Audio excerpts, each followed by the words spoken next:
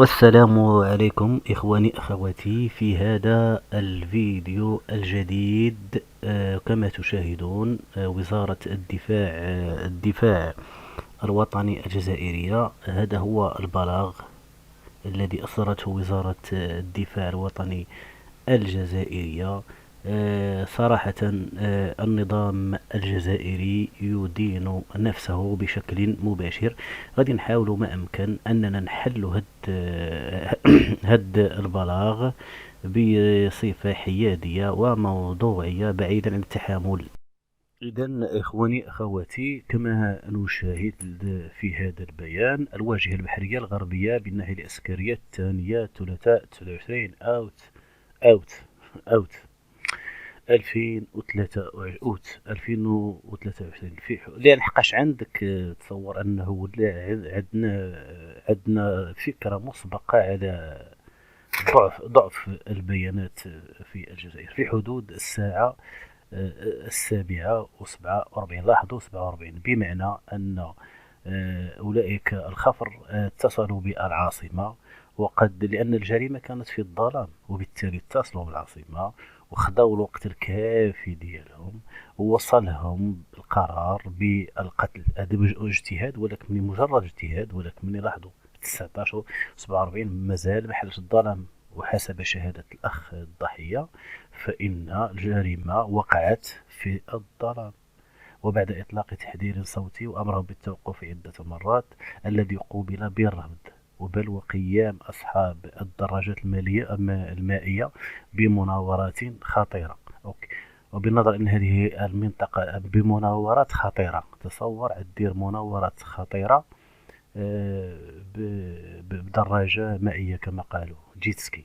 وبنظر أن هذه المنطقة البحرية الحدودية تعرف نشاطا مكثفا، لاحظوا يقلبوا على المبرر ديال الجريمة، نشاطا مكثفا لعصابات تهريب المخدرات والجريمة المنظمة. وأمام تعنت أصحاب هذه الدراجات المائية، تعنت، ما فهمنا شنو تعنت الدراجات المائية. قام أفراد حرس السواحل بإطلاق عيارات نارية تحذيرية، وبعد عدة محاولات تم اللجوء إلى إطلاق النار على دراجة مائية، مما أدى إلى توقيف سائقها، فيما قام الآخران بالفرار. هذا بقى مزيان. في الأربعاء 30 أوت 2023 في حدود الخامسة، وأثناء دورية أخرى، لاحظوا الضرب والقتل وحتى الغدة، وفي دورية أخرى ما عندهم حتى حاجة في راسهم، يعني ما كاين لا ما طلقوا لا رصاص لا والو، يعني بشكل روتيني. وأثناء دورية أخرى، يعني جات دورية أخرى لحرس السواحل، تم انتشال جثة مجهولة الهوية من جنس ذكر. هذاك من جنس ذكر، علاش ما قلتوش أنه ممكن يكون جزائري ولا فلسطيني ولا مصابة بالطلق الناري، تم تحويلها مصابة بالطلق الناري، ولا بارح طلقتوا النار على الآخر. يعني علاش كتديروا هاد جنس ذكر بأنها نكرة؟ وفي هذا السياق تدعو وزارة الدفاع الوطني مختلف وسائل الإعلام الوطني، واش جاب وسائل الوطني، وسائل الإعلام الوطني الآن فد ورواد شبكات التواصل الاجتماعي المواطنين إلى عدم السياق وراء الأخبار المغرضة المتواجدة تستهدف المساس بالثورة المشرفة للجيش الوطني الشعبي.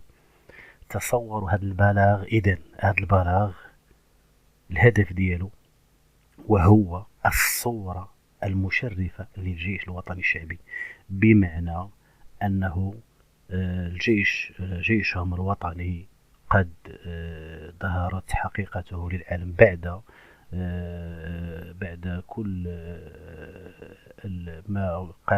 بعد كل هذه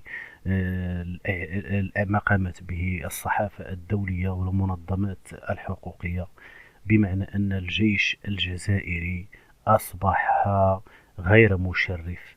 ولذلك هم الآن صدروا هذا البلاغ للتنفيذ، وكذلك تحت الضغط الدولي والفرنسي.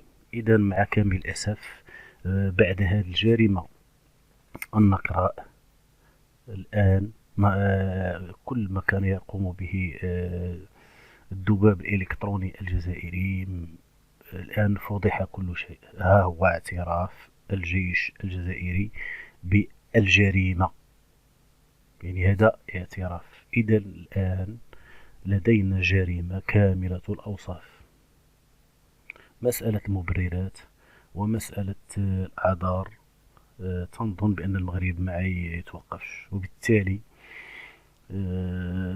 دخل مجلس الحقوق الوطني المغربي لحقوق الإنسان، دخل ودار التقرير ديالو اليوم، وقال لهم بأننا غادي نرفعوا هذا الشيء للمحاكم الدولية. أنا تنقول بعد هذه التقرير بأن الجزائر ورطت نفسها، كانت باغية تخرج من البريكس، أزمة البريكس وما فعلته من ضجة لن تخرج منها من الداخل.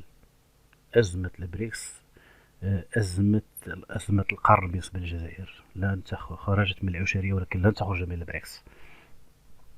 كانوا باغين أنهم يلقاو شي طريقة، لأنهم تعودوا أنهم يتنفسوا في المغرب، ولكن يعني ينفسوا على الداخل ويهربوا كل الجرائم ديالهم، الأخطاء ديالهم، ويلوحوها في المغرب. ولكن بعد النهضة التي قام بها الشعب المغربي، وكذلك هدوء الدبلوماسية المغربية، وكذلك طفح الكيل أمام جرائم النظام الجزائري.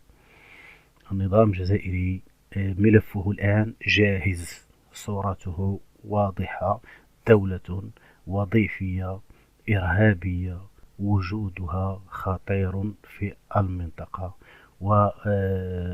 والجزائر صناعة فرنسية غريبة على المنطقة. وبالتالي بالأمس كان قتل تونسي على يد هذه البحرية، وتم قتل الجزائريين بفيديوهات مباشرة، والآن يقتلون 2 من المغاربة بدم بارد وبترصد وبجريمة كاملة الأوصاف هزت العالم.